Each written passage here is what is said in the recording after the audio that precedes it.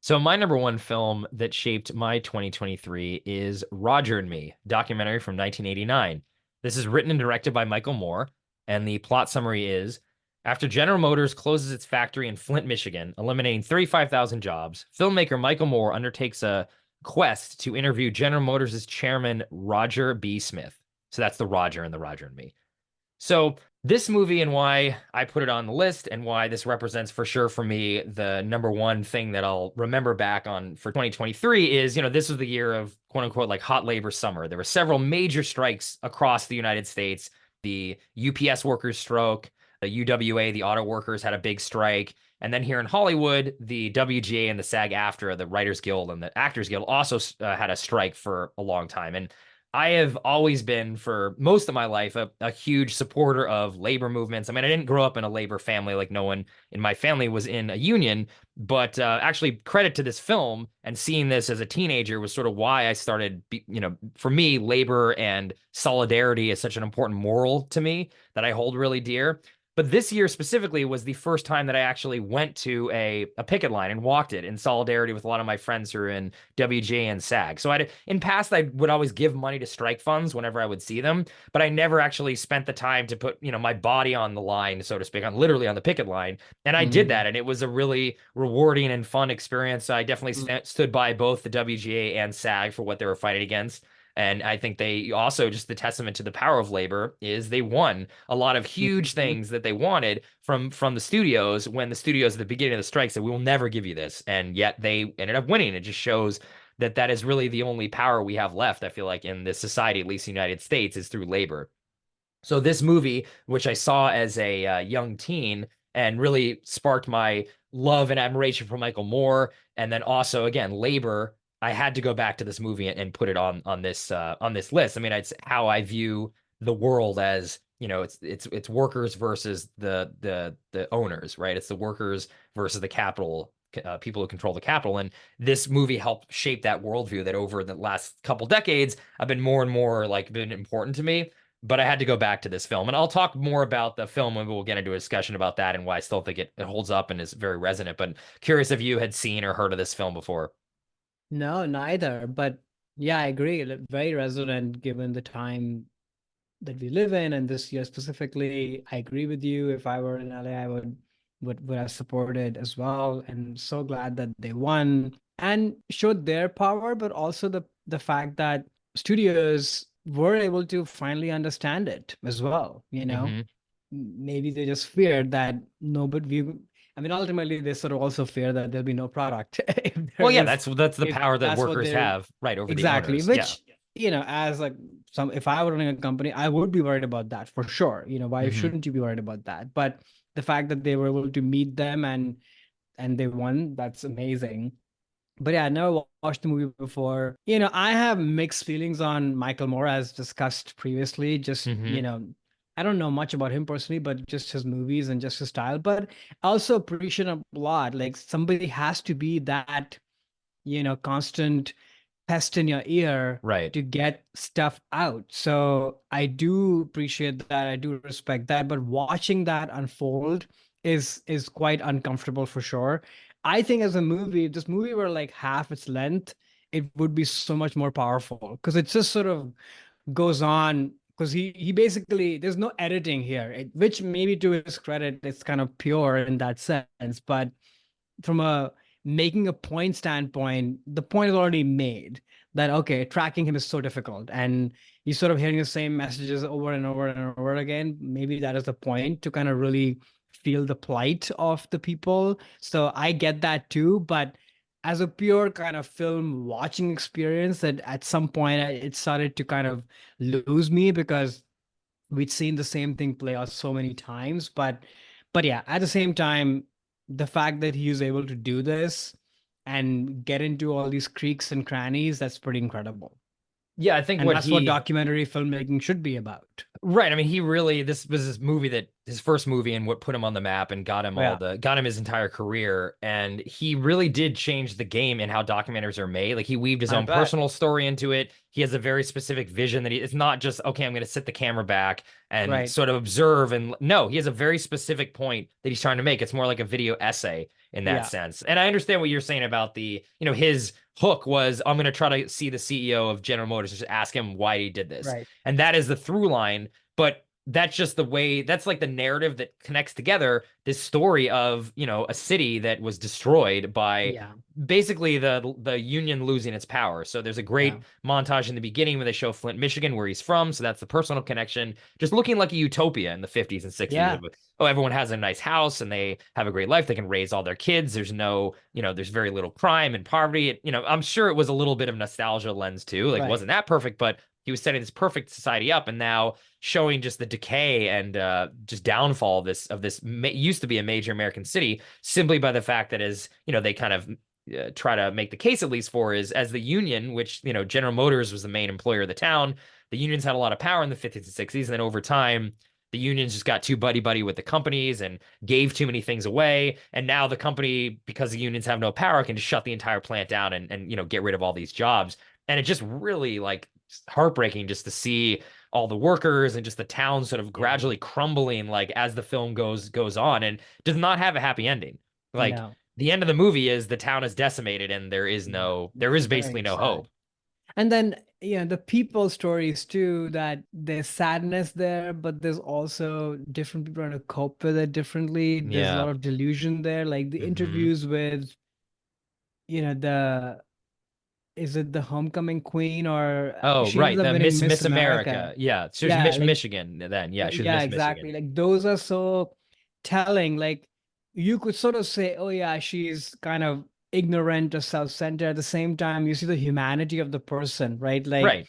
people are Yeah. trying to patch up and kind of get on with it. At the same time, they also try to advance their own agenda because this is Hmm. how humans survive as well at the same Hmm. time, right?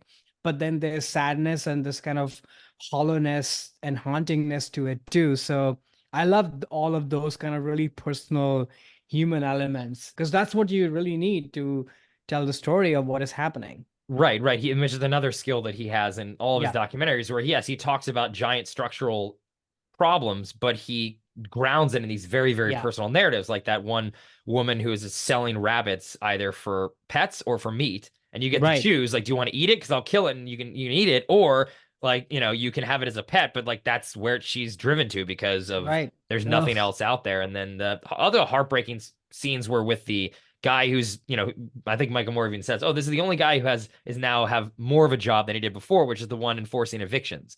And he goes around right. and evicts Oh, people, like, and that's, he's like, look, it's not like I'm just the guy, like, I don't want to do this, but it's my job.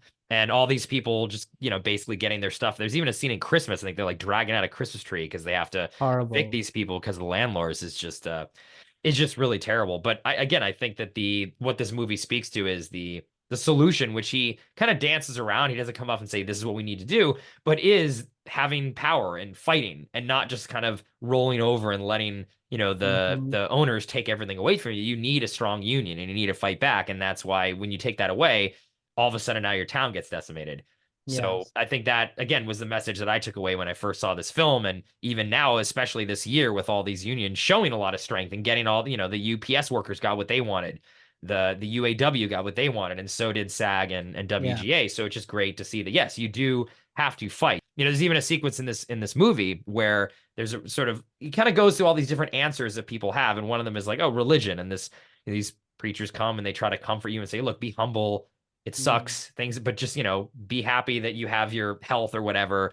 And it's sort of telling you, just don't do anything. Like, it's yeah. sad, be humble, don't fight, don't try to Mm, take the power back or anything like that. And yeah, that message does resonate with a lot of people, but it's not really the answer. That's just giving right. up, and essentially, as well Yeah. as, like, working at Taco Bell. Like, they're like, yeah, well, now there's a Taco Bell in town, and I'll just get my minimum wage job there instead of my union job, which would allow me to get all my kids through college. And that is also giving up, right? Yeah. But it's a sad fact that a lot of people face both of those answers. Like, what else can you really do, because you don't have the power anymore? The unions Yeah. are not in charge, and it's just this Yeah. Roger Smith guy going around firing people and decimating these towns. And the rich people, they sort of just weave the narrative around it. Like I love those, I mean, they're not love because they're horrifying, but the scenes at the country club where they're Oh, talking to all yeah. the rich people, they're like, no, Hmm. it's fine, it's great. And And some of it might just be because of ignorance, because they Mm-hmm. just literally don't even know what is happening. But Mm-hmm. then, of course, the other big part perhaps is just keep things as is because they're obviously benefiting from it. Mm-hmm. But that's also very human, which is sort of what I love about the whole piece is that the bad guys are not just cookie cutter, one dimensional bad guys because these are real people. They Mm-hmm. literally are real people. So Right. It's a documentary. Yeah, these are you real people. see, yeah, their humanity as well. Like, everybody has a bit of delusion in them. So I think that's kind of interesting. It made me think of just living in San Francisco where there's so much change that's happened here, right? This city Mm, is yeah. crumbling in many different ways, and there isn't much of a solution. And it's so much of this, right? Like people who are of means, it's so easy to, be eating truffles and your uni pasta or whatever, in like a fine dining restaurant in the city here, and sort of talking about the problems of the real people. Right. And then you have some, even though you might empathize with them and such, then you go back to your, you know, $20 avocado toast. Mm-hmm. That's sort of that, right? And Right. it's done. You said all the things and then you just sort of back to it. And I'm guilty to that too. What can you do? But maybe there is more we can do, I think. And I think this movie made me think about that too, because it's so easy to just sit in an ivory tower even if you're empathizing with the problems Right. of the Right. people and not do anything. And by doing so, you are then part of the problem in some way or the other. Right. And like in these situations, it is like structural issues of the problem. And I Right. don't blame the people, like you said, that are sitting there eating avocado toast. Like, they're not, yes, they contribute to the problem, but individuals, they're not the problem. Like, this is No, not a people problem. It's a no. structural problem. And until we Right. upend the structures and tear that down, this is still going to keep happening, which is what I think the message of this movie is we have to join together to try to dismantle these systems because that is what's holding us back. It's not an issue of a bad person. It's just a Yeah. It's system that not we're all about eat the operating within too. rich because, No, no. those are also just people. Right. Well, some And of them. ultimately, people who Yeah. are below, they're also trying to get there, right? So it's not like Right. no people don't want to be rich and live in nice houses or have like safety and security. Everybody wants Of that. course, everyone wants exactly. Everybody wants Yeah. that. Right, right, right. Yeah. But yeah, it's about how we get there. And actually, I think when you're talking about the country club scenes, or did you think are great, and these women, these old women who, yeah, maybe they're lying to themselves a little bit because I do believe they believe these narratives that they're saying. That the only person in this movie that seems to be telling the absolute truth is the lobbyist or the auto Yeah. companies, where he's like, "Oh, we don't care about Flint. Why would we care about Flint? We're just about making money. Like we don't care Right. about the town whatsoever. It's, Why should it's why the should a honest company truth. why should the company care about the town, right? Yeah. And the rich in the town sort of feel like, oh no, this is good for the town and it's helpful Right. Flint, and which again, maybe they're lying to themselves, maybe they actually believe it. It doesn't really matter. But that guy was right, and it's Right. true. Like you can't Yeah. attack a company for just caring about money. That's what they're meant to do. That's Yeah. that's the purpose that they are, and they can just destroy a town. Who cares? As long as they move Yeah. somewhere else and get the profit, that's all that matters. And I love those Right. scenes with that lobbyist because he's telling the truth. And it's like, yep, at Yeah. least someone's admitting it. Now, what we True. do about it, yeah, maybe is that's a problem or not? We don't know. Let's talk about it. But at least we're being vocal about what the actual issue is, and I think that's something that people just don't do a lot. Even Yeah. with the problems today, they try to find some way to, oh, actually, it's this and it's for this. It's like, no, just say what it is. Just say what it It's is. Yeah. just they're just in it for the money, which is, hey, that's why they're designed. Like we can't Right. fault them for that. No, I totally agree. No, it's fun to good that you put this on the list and definitely very resonant for the year and especially where I live. I think about these Mm. things on a regular basis. So it was kind of relevant from that standpoint too. Yeah, it's a lot of the same issues down in LA, and obviously again with the summer with the strikes. I mean, it was very empowering actually to drive around and Mm, see on every studio lot there'd be picket lines for months, and it's great to see again people taking action and fighting for mm, control over their own lives. So it was mhm. very empowering, and also again I loved sort of walking the line that one day with all my friends. It was a great experience that this film captures well. Go President Drescher. It's just very funny. Yeah, President Nanny. Yeah, or that. Hey there, it's Alex. If you like the review and discussion Karan and I just had, make sure you subscribe to our channel, Movies That Shaped Us, to get full episodes. Every other Wednesday, Karan and I cover a topic around important people, places, events, and moments in our lives, and then explore it through 3 of our favorite movies. Subscribe right now, or follow our podcast on Spotify or Apple Podcasts via the link in the description below. Hope you join us for the journey.